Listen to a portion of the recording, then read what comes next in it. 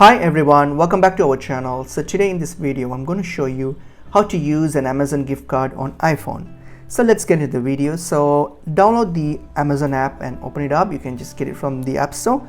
So download it, and once you are on the app, log into your account. So you can just create an account. It's easy and free.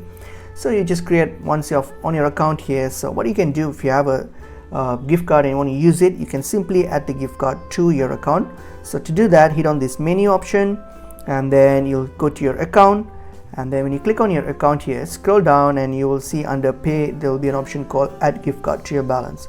Simply click on it, and then all you have to do now is enter your gift card code here and then hit on add gift card to balance. So this is now will be added to your Amazon balance, and you can use this balance as the payment method when you do any shopping with on Amazon. So and you can just make the payment through that.